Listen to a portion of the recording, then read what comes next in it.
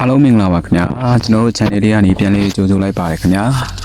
ကျွန်တော်ကဖတ်ကြားတင်ဆက်ပေးချင်တာလေးကတော့ဆရာကြီးဗမော်တင်အောင်ရေးသားထားတဲ့အင်ညာဒရလို့အမည်ရတဲ့ဝတ္ထုလေးရဲ့အပိုင်းနေဖြစ်ပါတယ်ခင်ဗျာနားတော်တာအစဉ်ပြေးကြပါအောင်ခင်ဗျာအင်ညာဒရအပိုင်းနေမိဒီအထုပ္ပတ္တိမှာမဆိုအထုပ္ပတ္တိရှင်ဤမွေးဖွားသောနေ့ရဲ့နာယီစသောရက်ချုပ်အားဂယုတဆိုင်နှင့်ရေးကြည်ရေးသားဖော်ပြကြရသည်ကိုတွေ့ရှိရ၏အပေနခနှင့်ရှင်၍အန္တာမြည်မြ၌မွေးဖွားသည့်စသဖြင့်အသေးစိတ်ရှာကြံ၍ဖော်ပြကြသည်တော့၏ထို့ကြောင့်အထုပ္ပတ္တိတရ၌ဂိုင်ကန်ရှင်၏မွေးနေ့ရက်ချုပ်သည်ရေးကြီးသောအချက်ဟုယူဆကြရာရှိနေပေသည်ထိုကဲ့သို့သောအချက်ကိုသဘောထားလျက်အညတော်ကျတော်၏အထုပ္ပတ္တိ၌လည်း၎င်း၏မွေးနေ့ရက်ချုပ်စသည်တို့ကိုအခြားသောအထုပ္ပတ္တိများ၌တွေ့ရှိရတတ်တဲ့ကဲ့သို့ရေးသားဖော်ပြခြင်းပြုနိုင်ရန်ကျွန်တော်သည်အားထုတ်ကြိုးပမ်းမိ၏ထို့ကြောင့်ကိုသားဖန်အားအကြောင်းပြုလျက်ကျတော်၏ရက်ချုပ်ကိုတာဂေတရောရှိတကြီးအိုမများနှင့်အမတ်သားကောင်းသူများထံ၌ချင်းကပ်စုံစမ်းခြင်းအမှုကိုပြုခဲ့ရပေ၏တို့ရတွင်တာဂေတရောတရွာလုံးမြေသူတူတယောက်များကျတော်၏ရက်ချုပ်ကိုယူတဆိုင်မှတ်သားထားခြင်းမရှိကြပေကျွန်တော်ဒီတယောက်ထံမှမသိရလျင်နောက်တယောက်အားချင်းကပ်စုံစမ်းခဲ့ရာအချို့သောအမှတ်သားကောင်းသည်ဆိုရမည်ဖြစ်သောလူကြီးများထံမှတစုံတစဆိုတဲ့ကဲ့သို့သောကြားခဲ့ရပေ၏ကိုတာနိုးလေချတီသိန်းသောနှစ်ကဟူ၍ပြောသူကပြော၏မြည်ရရှမ်း၍လေတွေပြတ်သောမိုးကားဟုပြောသူကပြော၏တို့ရတွင်မြည်သည့်ခုနှင့်တက်ကလေးဟူ၍တော့တိတိကျကျမပြောနိုင်ကြထို့အတွက်အံ့ဩစရာတော့ကမရှိပေအကြောင်းမူကားတာဂေတ၌ကိုကမွေးထုတ်လိုက်ရသောသားသမီးမြေးမြစ်တို့၏ရက်ချုပ်ကိုမသိလိုက်ကြသောမိဘဘိုးဘွားမြောင်များစွာကိုတွေ့ရှိခဲ့ရသောအကြောင်းဖြစ်ပေသည်တို့အတွက်ဝမ်းနည်းစရာလည်းမရှိဟုထင်၏အကြောင်းမူကားတာဂေတ၌မိမိသည်ပင်ဘာနေသားဖြစ်၍အသက်ပဲ၍ဘယ်လောက်ရှိပြီကိုမျှမသိရှာကြသောလူပေါင်းများပြားကိုကျွန်တော်ကိုယ်တိုင်တွေ့ဆုံခဲ့ရသောကြောင့်ဒီဤနေရာ၌အလင်းကလည်းတင့်နေသောကြောင့်ဝိုင်းနေကြည့်ကွဲစရာကြားသည့်မှတ်သားထားခဲ့ရသောတာဂေတရွာသားကျက်တော်၏ဦးရီတော်ဆက်သူဘာကြီးခိုင်၏အကြောင်းအရာကလေးတရက်ကိုကြားဖြတ်၍ရေးသားဖော်ပြခြင်း၏တာဂေတရွာသားများတို့အပိုင်လယ်များသည်ချစ်တီးနှင့်မြေပိုင်ရှင်လက်သို့ဆုံးရှုံးအနံလိုက်ခဲ့ရသောခင်မဆာ၍ဘာကြီးခိုင်သည်လေကူလီဖြစ်လာခဲ့ရသူဖြစ်၏လေကူလီဘွားတွင်သူ၏မယားသည်အငငယ်အပြက်ပြက်နှင့်ဆုံးပါသွားရပြန်သောအခါ၌သူသည်စိုးဝါလာသောလေကူလီဘွားကိုဆုံးလို့၍တာဂေတနှင့်ရွာနီနာတဝိုက်တွင်တွေ့ကြရဂျာပန်အလုပ်ကိုတွာလာရှာဖွေရင်းလောက်ကင်စားတောက်နေထိုင်ခဲ့ရလေသည်ဘာကြီးခိုင်သည်မုတ်ဆိုးကိုဖြစ်ခဲ့ရစဉ်ကအသက်40ခန့်မြသာရှိသေးတော်လဲနောက်ထပ်အိမ်တော်သည့်ပြုကျင်ပါရဲ့နှင့်ကျိုင်းမိသူတစ်ခုလက်နှင့်မုတ်ဆိုးမှများမရှိကြသောကြောင့်တယောက်ထီးတည်းမရေမရာနေထိုင်ခဲ့ရ၏ထို့ကြောင့်ဘာကြီးခိုင်နှင့်အတိအကျနေထိုင်သောနေရာဟု၍မရှိခဲ့ပေတွေ့ရကြုံရအရက်မှသူအားဂျာပန်အလုပ်များကိုခေါ်ယူငားရမ်းစေမည်အလုပ်ရှင်ထံတွင်အလုပ်မပြီးမရှင်းနေထိုင်လေရှိ၏ထိုအလုပ်ရှင်ထံ၌လှုပ်ရှားကင်စရာပစ္စည်းသွားသောအချိန်၌သူသည်ထိုအရက်မှထွက်ခွာလာတတ်လျက်အခြားခေါ်ယူငားရမ်းခိုင်းစေခြင်းပြုသောအလုပ်ရှင်ကိုရှာဖွေပြန်၏ထိုသို့အလုပ်ရှင်ကိုတွေ့လျင်တွေ့မတွေ့လျင်သူသည်အစားရချောင်းသောရွာဘုံကြီးကျောင်းသို့ခိုးဝင်ကကပ်ပိယရောင်ရောင်လုပ်နေတတ်၏ဤကဲ့သို့အလုပ်အကိုင်းတီးတကြလည်းမရှိအင်ဂျီအိုးဂျီမတီသောလူတယောက်အားလင်ယူရခြင်းအလုပ်ဖြင့်သာအသက်မွေးဝမ်းကြောင်းပြုနေရသောအဘယ်တို့သမီးတခုလည်းမုတ်ဆိုးမနှင့်အပြိုစင်တို့သည်ယူဝွန့်ပါမည်နီ၎င်းမြင်ပါကြီးခိုင်၌ရွာသူတို့၏အမြင်၌ညင်ဆိုးတစ်ခုရှိနေ၏အမှန်စင်စစ်တော့ညင်ဆိုးကမဟုတ်ပေမူမှန်သောတတ္တိဟူ၍သာဆိုရပေမည်ထိုညင်ဆိုးခေါ်တတ္တိမှာအခြားတော့ကမဟုတ်တရားမျှတမှုမရှိခြင်းနှင့်ဖိနှိပ်ခြင်းကိုအောက်ကပင်ရောက်နေရပါရဲ့အရှုံးမပေးအနိုင်မခံပဲပြန်လည်တတ်သောအကျင့်ပင်ဖြစ်ပေ၏လေကူလီဘွားကလေပိုင်ရှင်၏နိုင်ထက်စီးနှင်းညှဉ်းပန်းခြင်းကိုမခံနိုင်၍အိမ်ရှိသို့သွားကကော့ဆဲသည်ဖြင့်တကြီးအိမ်သို့ရောက်ခဲ့ရ၏တကြီးကမှလေရှင်ဘက်မှပင်း၍သူ့အားနှိမ်နှင်းပြောဆိုလာပြန်သောအခါ၌ဘာကြီးခိုင်သည်တရလိုလေရှင်ရောတရားတကြီးကိုပါငါနှင့်ကြိုင်၍ကလော်တုတ်ခဲ့ဘူးသူဖြစ်လေသည်ဘာကြီးခိုင်သည်ဝရိယကောင်းသလောက်အလုပ်လဲကောင်းသူဖြစ်၏တို့ရတွင်အလုပ်ရှင်တိုင်းသည်သူ့အားမငှားရမ်းရဲကြအကြောင်းမူကားထို့သို့မငှားရမ်းရဲသူများမှာသူတစ်ပါးအားမတရားသဖြင့်ညှဉ်းပန်းခိုင်းစေကြသူများနှင့်လိမ်လည်ကြခြင်းသူများဖြစ်သောကြောင့်ဒီအခါတစ်ပါး၌ဘာကြီးခိုင်သည်သူအားပင်ပန်းကြီးစွာခိုင်းစေသောအလုပ်ရှင်ထံမှရတင်ရထိုက်သောလောက်ခကိုပြေလည်အောင်မရသဖြင့်စကားများကြလေသည် အလုရှင်ကိုသားဝဆိုသူသည်တကြီးနှင့်သမီးရောက်ဖလဲတော်ဆက်၍ရွာကျောင်းဘုန်းကြီးတို့စွန့်အုပ်မမှန်လာကနိုင်သဖြင့်ဩဇာကြီးသောဘုန်းကြီးနှင့်ပါအလွမ်းသင့်သူဖြစ်သည်ထို့ကြောင့်တာကေတာနှင့်ကိုသားဝသည်အတော်တန်ဩဇာရှိလေသည်ဘာကြီးခိုင်သည်ကိုသားဝထံမှသူ၏လောက်ခကိုအချင်းချင်းတောင်းတော်လေပြေလေအောင်မရသဖြင့်ရွာလေကောင်၌တစွန်းတခွန်းစာနှခွန်းစာစကားများကြရာကဘာကြီးခိုင်သည်အလုရှင်ကိုသားဝအားသိကြီးမခံနိုင်တော့၍ရိုက်ပစ်လိုက်၏ထိုရိုက်မှုဖြင့်သူအားတကြီးကဖမ်းဆီး၍အထူးအာဏာရပြီးတရားခံအားထိတ်တုံးခတ်၏ထိုမြသာလျင်မကသည်ရွာဘုန်းကြီးเจ้าကလည်းသူတစ်ပါးလှူကမ်းသောဆွမ်းကိုအေးဖုံးမပေးနိုင်လိုက်သေးပဲသူ၏တကားသူတော်ကောင်းကိုတာဝကိုပြမသဖြင့်တရားခံကခိုင်းသည်အဝီကြီးငရဲ၌ခံရပေမည်ဟုပင်ဆွမ်းစားเจ้าပေါ်မှကျုံးဝါလိုက်သေးတော့၏ထိုမှုနှင့်ပတ်သက်၍ဘာကြီးခိုင်သည်ပလိတ်လက်သို့ရောက်၏ထိုမှတပံမြို့အမင်းရုံးတော်သို့လက်ထိတ်နှင့်ရောက်ရ၏ထုံးစံအတိုင်းမြို့အမင်းကအမှုကိုစစ်ဆေးလေ၏တရားခံမောင်မင်းနာမည်ဘယ်သူလဲမှန်လားပါဗျာကျွန်တော်မျိုးနာမည်မောင်းခိုင်းပါဗျာမောင်းခိုင်းတက်ဘယ်လောက်လဲကျွန်တော်မျိုးတက်အတော်လောက်ပါပဲဗျာဘာအတော်လောက်လဲမြို့အမင်းစိတ်တူလာ၍ငေါက်ကမေးတော့သည်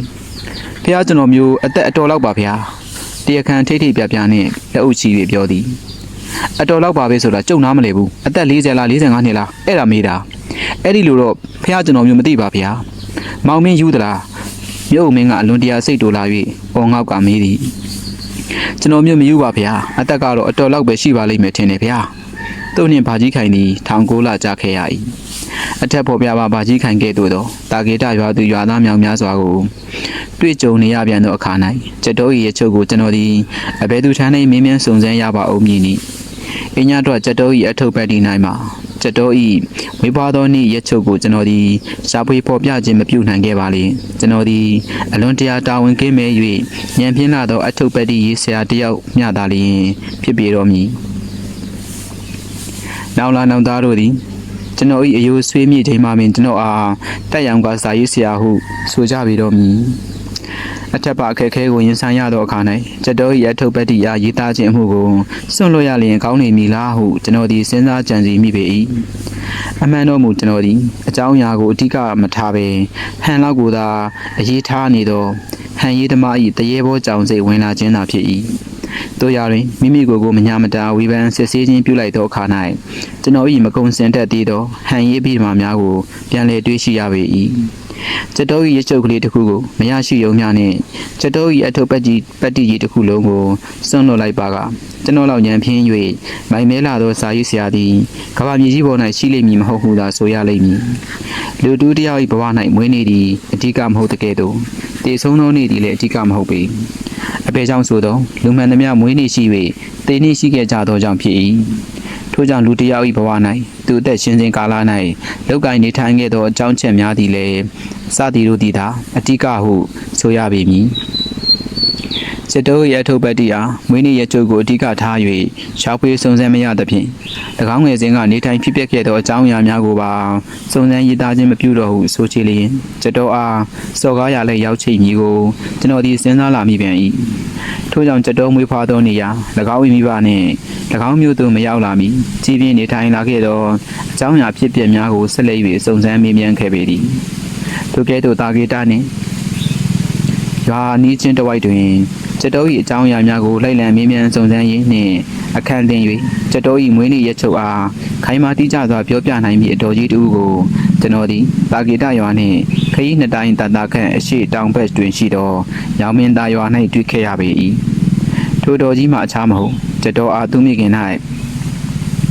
ထဲမှမွေးဖွားခဲ့စဉ်ကကျက်တော်၏အချင်းကိုဖျက်၍ကောက်ယူရေးချိုးပေးခဲ့သောလက်တဲ့အတော်ကြီးပင်တည်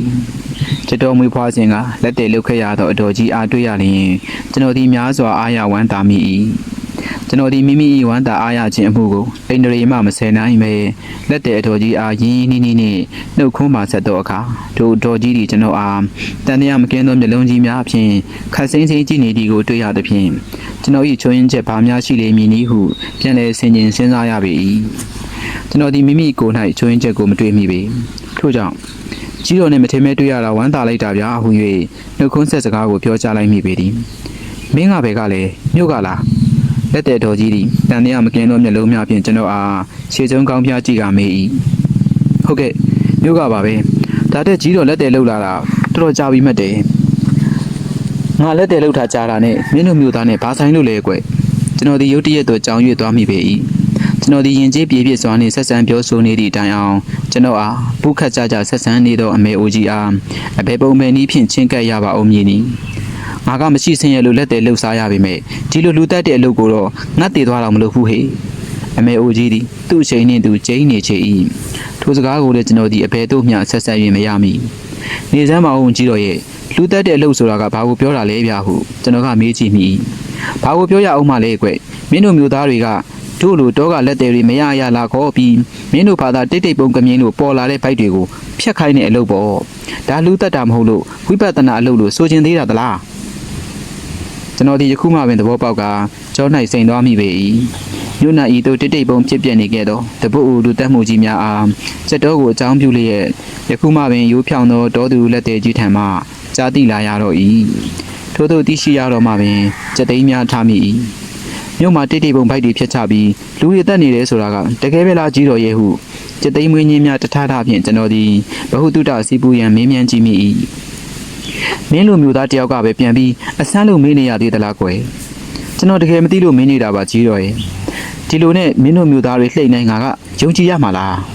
ကြီးတို့ကကျွန်တော်ကိုအထင်မှားနေပြီထင်ပါတယ်ဗျာဒီလိုဆိုရင်ငါ့ကိုလက်တယ်လုံနေတာတော်တော်ကြာပလားလို့မင်းကဘာဆိုင်လို့မေးရတာလဲကျွန်တော်မေးတာကအကောင်းမေးတာပါအကောင်းမေးရအောင်ကငါလက်တယ်လုံနေတာနဲ့မင်းနဲ့ဘယ်လိုသက်ဆိုင်လို့တော့ပါကေတရွာကကြက်တော်ကိုကြီးတော်မွေးပေးလိုက်တဲ့အဲ့လိုကြားလို့ပါဘိုးခိုင်တူကြက်တော်လားဟုတ်ပါတယ်ဒီကြက်တော်နဲ့မောင်ရင်နဲ့ဘာဆိုင်လို့လဲ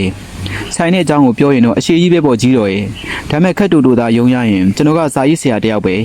အဲ့ဒါကြက်တော်ရဲ့အထုပ်ပတ်တီကိုစာအုပ်တုပ်ဖြစ်အောင်ရေးချင်လို့ရန်ကုန်မြို့ကနေပြီးကြက်တော်ရဲ့ဇာတိဖြစ်တဲ့တာဂေတကိုလာခဲ့တာအဲ့ဒီတော့ဘာဖြစ်တယ်လဲကြက်တော်ရဲ့အကြောင်းနဲ့သူ့ရဲ့ဇင်းမြစ်ကိုစုံစမ်းရတယ်ဆိုပါတော့အဲ့ဒါလိုစုံစမ်းရတဲ့အချက်လက်တွေထဲမှာကြက်တော်ကိုမွေးဖွားတဲ့နေ့ရက်တို့နိုင်တို့လည်းသိကျင်တာပေါ့ကြီးတော်ကကြက်တော်ကိုမျက်နှာမြင်ပေးလိုက်ရတယ်ဆိုတာကြားရတော့ကြက်တော်ရဲ့မွေးနေ့ရက်ချုပ်ကလေးမှတ်မိအောင်မလားဆိုပြီးစုံစမ်းကြည့်ခြင်းလို့ပါဗျာကြက်တော်ရဲ့ရက်ချုပ်ဆိုလို့တတိယတာနဲ့ပြောလိုက်အောင်မယ်ကြက်တော်ကိုမွေးတာပေးလိုက်ရတယ်ငါ့ကိုလက်တယ်ကတော့ပြေးလိုက်အောင်သင်အမေနဲ့အဖေကပိတ်မသွားကြဘူးအော်ငါမှပြင်မယုံမရှာလှုပ်လိုက်ရတာတင်းတို့လင်မယားတွေတေတာသွားကြတယ်လက်တယ်ကတော့ပြေးလိုက်အောင်ပေးဖို့မှတတိမရသွားကြဘူးလက်တယ်ကဘလောက်များလို့လဲကြီးတော့ထုံးစံအတိုင်းပေါ်ကွအဲ့ဒီထုံးစံအတိုင်းဆိုတာကောဆန်တပီနဲ့ငွေတမတ်ပေါ်ဟဲ့အော်အဲ့ဒါကလေးကိုပြေးလိုက်အောင်မှကြီးတော့ကိုမပေးသွားနိုင်ကြရှာဘူးလားကြက်တော့နှစ်ခါလေသားလောက်အထိငါတောင်းရတာအားပေါက်မတက်ပဲမိထွက်စားကပြီးတဲ့ပိုက်ဆံ10ပြားနဲ့ဆန်တို့စီဘူး9လုံးသာရလိုက်ပါတယ်ဟဲ့ကျွန်တော်ဒီအိတ်ကက်ထဲနဲ့အတင်းရှိတော့9ချက်တန်ဆက်ကူတစ်ချက်ကိုထုတ်ယူ၍ယခုထက်တိုင်းပြေးလဲအောင်မပေးခဲ့ရသေးတော့ကြက်တော်ဤမီးနေချိတ်ကိုလက်တဲ့အတော်ကြီးအားလမ်း၍ပေးရ၏အလို9ချက်တန်ကြီးပါလားဟဲ့ဒါငါဘာလို့ရမှာလဲလက်တဲ့အတော်ကြီးသည်9ချက်တန်ငွေဆက်ကူတစ်ချက်ကိုအလွန်ထူးခြားသောပစ္စည်းတစ်ရက်ကဲ့သို့ပိုက်ပါဇက်အဟောင်းသားနှင့်ငေးမောကြည့်ရှုနေ၏ကျွန်တော်ကကြက်တော်မီးနေကအတွက်လမ်းပေးနေသည်ကိုပင်ယူရမှန်းမသိပေယူလေးကြီးတော်ဟုကျွန်တော်ကတိုက်တွန်းပြောကြားရပေသည်ဒီ9ချက်တန်ကြီးကိုငါဘာလို့ရမှာလဲဟဲ့ကြက်တော်အတွက်လက်တွေကကြံတာလीဟဲငါမှ9ချက်တန်ဆက်ကူလဲဝင်နေတာတခါမှတော့မကင်ဘူးပါဘူးဟဲလဲဖို့ပေးတာမဟုတ်ပါဘူးကြီးတော်ကြက်တော်မီးနေစီအတွက်ကျွန်တော်က9ချက်ကြော့တာပါလက်တဲ့တော်ကြီးဒီကျွန်တော်ကအကျိုးအကြောင်းပြောရန်ကြော့နေတော့9ချက်တန်ဆက်ကူမယူဝံ့မယူရဲဖြစ်နေသေးပုံရ၏၎င်း၏တသက်နှင့်တကိုယ်တွင်မရစဖူးခဲ့သောထွေငွေ9ချက်တန်အားတယောက်ကယူသားစွာပေးကမ်းခြင်းကိုပင်လျင်မယုံကြည်နိုင်လောက်အောင်လည်းဖြစ်နေပုံရပေ၏ကျွန်တော်ကကြော့တာကိုယူမပေါ်ကြီးတော်ရဲ့ငါ့ကိုစက်တော်မီးနေစေအတွက်ကို9ချက်တောင်မှကြော့တဲ့လားလက်တဲ့ဖွားကြီးသည်ကျွန်တော်၏စကားကိုမယုံကြည်နိုင်သေးတဲ့ကဲ့သို့နှလုံးပြူသားနှင့်မင်းနေ၏၎င်းပြင်လက်တဲ့အဖွားကြီး၏အတန်မှတုံရင်နေ၏9ချက်တန်မြသောငွေဆက်ကူတစ်ချက်သည်ခြေလက်တော်ရွာများ၌ခြောက်ချားစရာဖြစ်နေပေ၏ကျွန်တော်ကြော့တာကိုယူမဖို့ကြီးတော်ရဲ့ဟုပြောဆိုနှင့်အဖွားကြီး၏လက်ထဲသို့ထည့်ပေးလိုက်သောအခါ၌အဖွားကြီး၏လက်များသည်ကတုံငရင်ဖြစ်နေသည်ကိုသတိပြုမိပေသည်တာရုပါကွယ်ငါသားကြက်တော်၏အသက်120ရှိပါစီဟဲ့ လက်တဲ့အဖွားကြီးသည်မျက်ရည်များဝဲကသူမွေးပြီးခဲ့ရသောချက်တော်အားအသက်120ရှိပါစေဟု၍ပင်ဆုတောင်းပေးနေကြ၏တို့ရတွင်ချက်တော်သည်သူ့အတွက်အသက်120ရှိစေရန်ဆုတောင်းပေးနေလိုက်ရှာသောလက်တဲ့အမေအိုး၏ဆုတောင်းတန်ကိုမကြားနိုင်ရှာတော့၎င်းမြင်ထိုစုသည်လည်းချက်တော်အတွက်နောင်းသွားခဲ့ပေပြီ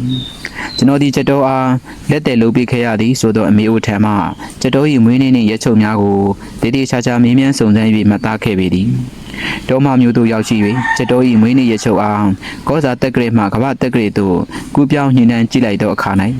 ထူးခြားသောတရက်ကိုကျွန်တော်ဒီကောင်းစွာတတိထားလိုက်မိ၏ထိုထူးခြားချက်မှာအခြားတော့ကမဟုတ်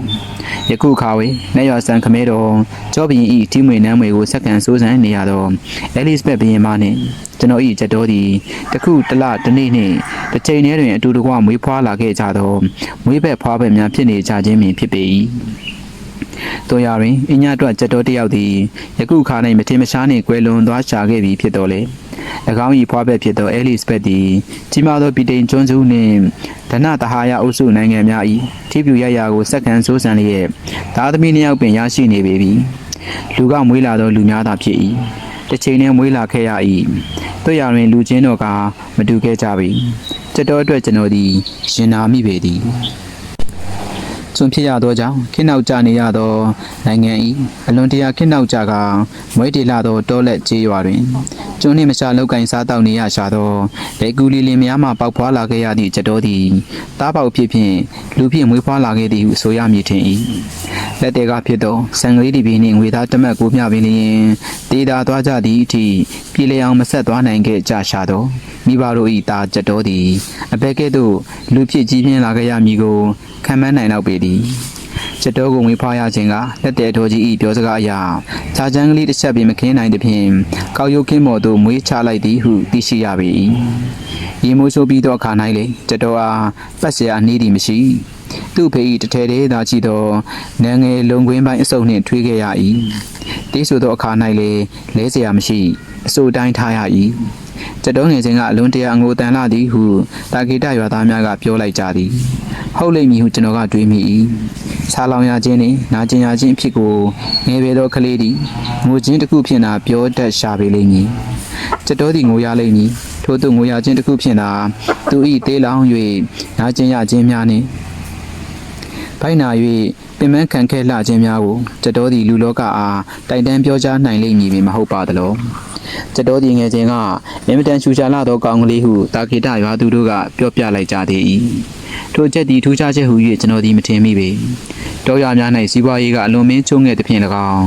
းရတရထိုက်သောအာဟာရနှင့်စေဝါများချုံငယ်လဟင်း၍၎င်းမတေးသည့်မတေးထိုက်သောနှုတ်ဆုကလေးတငယ်များအဘဲမျှကြောက်မဖွယ်ကောင်းလောက်အောင်တေးကြေးပစ္စည်းခဲ့ရသည်ကိုအဘဲသူတူတယောက်ကများအရေးထားကြပါသည်။ခရုဒဇရေးတွေ့ကြပါသည်။ထိတ်လန့်မွေကောင်းလောက်အောင်တေးကြေးပစ္စည်းနေရသောနှုတ်ဆုကလေးတငယ်ပေါင်းရေးတွေ့ခြင်းကမတက်နိုင်အောင်ရှိနေသည့်အချိန်မှာတေးကြေးပစ္စည်းချင်းမှလွတ်မြောက်၍ဘင်္ဂလင်္ကာနှင့်ကျူးကျူးရှားရှားလူဖြစ်လာခဲ့ရသည်သောချက်တော်သည်ခေါ်စာအပြစ်ကောင်းသော၎င်း၏မိခင်ကိုပင်ကျေးဇူးတင်ရမည်လောသူတိမဟုတ်ရိုးရာနမင်းပယောဂဆရာအကျော်မော်တို့ကသာကျေးဇူးတင်ရမည်လောအတိတိကျကျနှင့်မမှန်ကန်ကန်ကိုမူကားဘုရားသခင်ဆိုသူတကယ်ရှိလျင်တော့သူတယောက်သားလျင်တည်ကောင်းတည်ရှိလျက်ပြောပြကောင်းပြောပြနိုင်လိမ့်မည်ဟုအောက်မေ့လိုက်ရပေ၏အမိဝမ်းပိုက်မှကျွတ်ထွက်လာ၍လူဖြစ်လာခဲ့ရပြီးမှမတိနားမလဲမှုစေဝါနှင့်အာဟာရကျုံငယ်မှုနှင့်အခြားအကြောင်းမျိုးမျိုးကြောင့်မတည်သည့်မတည်ထိုက်ပါပဲနှင့်တေဆုံးပျက်စီးသွားခဲ့ကြရသောလူပေါင်း၏အသေးပွင့်ကလေးများကိုထားလိုက်ကြပါဦးလူဖြစ်မမွေးဖွားလာရမည်မိခင်၏ဝမ်းပိုက်အတွင်း၌ပင်အကြောင်းမျိုးမျိုးကြောင့်ပျက်စီးဆုံးပါသွားခဲ့ရသောလူမွေနှင့်အကြောင်းကိုလည်းဒါဂီတာနှင့်ကျွန်တော်ကြားခဲ့ရသေး၏အဖြစ်ပြက်များကိုကြားနာရစဉ်ကျွန်တော်သည်ရင်တုန်မိ၏မခံစားရဘူးသေးသောကြေကွဲဝမ်းနည်းရခြင်းအမှုကိုလည်းခံစားရလိုက်၏မိမိတို့လင်ကိုမယားနှစ်ယောက်အတွက်ပင်သမင်းနဲ့မမှန်စားရဖို့ကကြက်တဲခက်ခဲလာသောကြောင့်တဘာဝလျောက်တည်ရှိလာသောအမွေသားကိုဖျက်ဆီးပြနေကြသောမေကာကနှင့်မောင်ကာကတို့၏အဖြစ်ပြက်များသည်တာကေတာနှင့်ကြေးရွာများတွင်ရိုးသားလျက်ရှိသောအကြောင်းအရာဖြစ်နေပေ၏တို့ရာတွင်ထိုရိုးသားလာသောအကြောင်းအရာသည်အဘယ်မျှထိတ်လန့်ခြောက်ခြားစရာကောင်းသောရာဆွေးမှုကြီးများဖြစ်နေပါသည်လူပေါင်း၏တိုးတက်စီပင်မှုဖွံ့ဖြိုးမှုကိုကျွလွန်ဖျက်ဆီးနေခြင်းပင်လည်းမဟုတ်ပါသလောမိဘတို့သည်မျက်နာကိုပင်မမြင်ရသေးသောရင်သွေးကလေးများအောင်တအိမ်ထဲ၌ရရဆက်ဆက်ကြီးတက်ဖြတ်ဖြစ်စည်းနေကြသည်ဆိုသောအဖြစ်မှာအသေးတုံစရာကောင်းလှပါ၏ တို့ရရင်မမျှတလွန်သောစီးပွားရေးစနစ်ဆိုးကြီးကမိမိတို့၏သားသမီးကလေးများကိုအသက်နှင့်ထက်တူချစ်မြတ်နိုးကြသောလူသားမိဘတို့အားထို့မျှပတ်ဆက်ကြီးလေးလာသောရာဇဝတ်ကြီးများကိုကျွလွန်နေစေခဲ့ပေပြီထိုကဲ့သို့ထိတ်လန့်ဝဲရာဒီနှလုံးနောက်ကြည့်ဝဲရာအဖြစ်အပျက်အကြောင်းအရာများ၏အကြောင်းမှာရင်မောဖွယ်ရာကဲ့သို့၎င်းရင်နာဖွယ်ရာကဲ့သို့၎င်းခံစားရသေးသောအဖြစ်အပျက်တရက်ကိုလည်းချမ်းလန့်မထားပေနှင့်ရေးသားဖော်ပြခြင်းသေး၏သားသမီးများ၍သားသမီးနီးသောအိမ်ထောင်များတွင်တွေ့ကြုံရလေရှိသောအဖြစ်အပျက်ပင်ဖြစ်၏အချို့အိမ်ထောင်များတွင်လောက်ကင်စားတောက်ရေးကလည်းကြက်တယ်သားသမီးကလည်းများ၎င်းပြင်မယားဖြစ်သူကသားသမီးနီးသဖြင့်ည၏ရာဝင်ချိန်များ၌စူးစူးပူပူနှင့်ရန်ဖြစ်တတ်ကြသောအကြောင်းအရာဖြစ်ပေသည်တဘာဝကစီမံပေးအပ်ထားသောအခွင့်အရေးနှင့်တာယာမှုကိုလင်းဖြစ်သူကမယားဖြစ်သူထံ၌တောင်းခံရတွင်နောက်ထပ်သားသမီးရှိလာမည်အရေးကိုထိတ်လန့်ကြောက်ရွံ့၍မယားဖြစ်သူကညှင်းဆန်ခြင်းပြုရမှာည၏ရာဝင်ချိန်များ၌ဖြစ်ပွားကြရသောအကျဉ်းလင်းနှင့်မယားတိုက်ပွဲမှာအဘယ်မျှရင်နာစရာကောင်းလှသည်ပေါ့ပေါ့တွေးလျင်တော့ရေစရာကဲ့သို့ရှိပေသည်မနုဿတ္တဘာဝဒုံလဘောဆိုသည်မှာဒီလိုနှင့်အောက်ကလူများအတွက်အဘယ်မျှဟုတ်မှန်နိုင်ပါဦးမည်နီယရနာခုနှစ်ပါးဟုပြောဆိုနေကြသည့်အနက်သာသမီယရနာဆိုသည်မှာကောအဘယ်မှနီဤကဲ့သို့သောဒေတာပတ်ဝန်းကျင်နှင့်မိဘတို့၏တအိမ်မှကြက်တော်သည်ကျွတ်ထွဲ၍ကပ္ပလေးကိုထူးထူးချွန်ချွန်ရှူရှိုက်ခဲ့ရရှာ၏တေးဆို၍ငိုခဲ့ရ၏ဘိုင်းနာ၍အော်ခဲ့ရ၏နောက်ဆုံးချူချူချာချာနှင့်လူဖြစ်ခဲ့ရပေသည်ကြက်တော်သည်၄နှစ်သားအရွယ်အထိသာမိဘတို့နှင့်နေထိုင်ခဲ့ရ၏ထို့နောက်၎င်း၏မိဘနှစ်ပါးစလုံးသည်ရှေ့စဉ်နောက်စဉ်တည်ဆုံသွားကြသဖြင့်၎င်းသည်မိဘမဲ့သားဖြစ်ခဲ့ရပေ၏၄နှစ်သားအရွယ်အထိမိဘစုံစုံညီညီနှင့်နေခဲ့ရသည်ဆိုတော့လေနေ့လောက်ကမှညစားရသော၎င်း၏မိဘများသည်ကြက်တော်အားလူကလေးရွှေသွေးလုံးမနေနိုင်ခဲ့ကြပေအဖေဖြစ်သူကလည်းထုံး၍အမေဖြစ်သူမှလည်းပြိုးနှုတ်နေရစဉ်ကြက်တော်သည်ရှွန့်ပေပေဘွဲ့ပေပေနှင့်နေခဲ့ရ၏နှုတ်စားလုံး၍ငိုမိသောကြောင့်ပြိုးနှုတ်၍မအားနိုင်ချသောအမေဖြစ်သူကစိတ်မချနိုင်မဲ့ရိုက်နှက်ခြင်းကိုအခါလေသားလောက်မှစား၍တာတီလန်အောင်ခံခဲ့ရ၏နှုတ်စား၍ငိုမိသဖြင့်အရိုက်ခံရသောကြောင့်ငိုရပြန်ရမှမော၍သာမြေကြီးပေါ်တွင်ခွေခွေကလေးအိပ်ပျော်ခဲ့ရခြင်းများမှာကြက်တော်၏တငယ်ဘဝဟုဆိုရပေမည်နှုတ်လို့၍ကိုဘာသာကိုရှာဖွေစားတောက်တတ်သောအချိန်အရွယ်၌ကြက်တော်အတွက်တရေစာမှာမြေအိုးတွင်ကပ်နေသောထမင်းကြမ်းကိန်းနှင့်ကြိုးသာဖြစ်၏အင်းကြီးဝေစားများဟု၍မရှိတုံးလုံးနေရသဖြင့်မိုးဤသောအခါများ၌အေးမိကဖျားခဲ့ရ၏ထို့သို့ဖျားနာရသောကာလများ၌လည်းနွေးနွေးထွေးထွေးခြုံစရာဆောင်မရှိမိဘတို့ကလည်းကုလုံးမှကုစားရသောကြောင့်သားလူမမာကိုယူရမနေနိုင်ကြ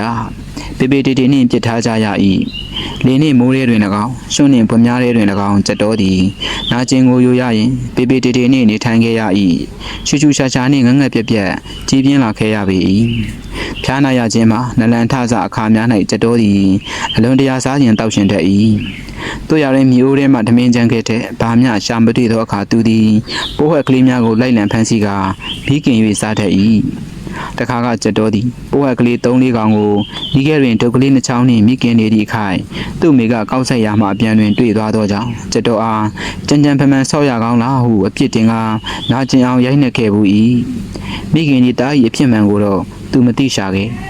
ပိုးဟက်ကိုနလန်ထစား၌မိခင်စားမိသောကြောင့်အမေဖြစ်သူကရိုက်သည်ဖြင့်ကြက်တော်သည်ပိုးဟက်အားရှာဖွေ၍မိခင်စားခြင်းအတက်ကိုစွန့်လွတ်လိုက်ခဲ့ရလေ၏တို့ရရင်နာမကျန်းရမှနလန်ထရသောသူသည်အစာငန်းတက်သည်မှတဘာဝဖြစ်သောကြောင့်ကြက်တော်သည်တဘာဝကိုမဆန့်ကျင်နိုင်ရှာပေသူသည်သူတစ်ပါးစွန့်ပစ်ထားသောအကျွမ်းကြံကလေးများကိုလိုက်လံရှာဖွေ၍ကောက်စားတတ်သောအကျင့်ကိုလည်းရရှိခဲ့ပြန်၏ထိုလိုကိုသူ့မိကတွေးရှိသွားပြန်သောအခါ၌လည်းကြက်တော်သည်နာကျင်အောင်ရိုက်ခံခဲ့ရလေသည်3-4နှစ်သားအရွယ်လောက်မှစ၍လူဖြစ်သည်အဘယ်မျှကြက်တဲခက်ခဲသောတိုက်ပွဲဖြစ်သည်ကိုကြက်တော်သည်အကောင်းကိုယ်တိုင်တွေ့ကြုံခံစားလာခဲ့ရသောအတွေ့အကြုံများဖြင့်နားလေကျွဲဝနေလောက်ပြီဟုဆိုနိုင်ပေလိမ့်မည်တို့ရတွင်ကြက်တော်4နှစ်သားအရွယ်၌၎င်း၏မိဘနှစ်ပါးတို့သည်ကြေပြောသောကဘာမြေပြင်၌ငယ်ပေသောသားငယ်ကိုရရဆက်ဆက်ဆွန့်ပစ်ထား၍ကွယ်လွန်သွားကြလေသည်ငယ်ပေသောကြက်တော်သည်၎င်း၏ဖခင်တည်ဆုံးခြင်းကိုသူသည်မတိမမြင်လိုက်ရသောကြောင့်ဖြစ်၏ငယ်ပေသောကြက်တော်သည်၎င်း၏မိခင်တည်ဆုံးခြင်းကိုလည်းမသိတည်ဆုံးနေသောသူ့အမေ၏အလောင်းဘေးတွင်တယောက်တည်းမုတ်တုတ်ကလေးထိုင်ကအိပ်ပျော်ခြင်းမှအဘယ်ကဲ့သို့မျှမထနိုင်တော့သောသူ့မိခင်ကိုကြက်တော်သည်နိုးနေ၏အမေထကြက်တော်ထမင်းစားပြီးတားဖြစ်သူကထမင်းစား၍လောက်ကနိုးနေခြင်းကိုပင်ကြက်တော်အမေသည် မကြားနိုင်တော့ဒီနေ့ဖတ်ပြခဲ့တဲ့အပိုင်းလေးကိုအချိန်ပေးပြီးနာတော်တာဆင်ပေးခဲ့ကြလို့အားလုံးကိုကျေးဇူးအထူးတင်ရှိအပ်ပါတယ်ခင်ဗျာနာတော်တာဆင်လူညီကိုမောင်နှမများအားလုံးစိတ်ဤချမ်းသာခြင်းကိုဤချမ်းသာခြင်းများနဲ့တလုံးတော်ပြည့်စုံနိုင်ကြပါစေကြောင်းကျွန်တော်ဟန်လင်းမဆုမွန်ကောင်းတောင်းရင်အပိုင်း 3 မှာပြန်လည်ဆုံတွေ့ကြပါစို့လားခင်ဗျာ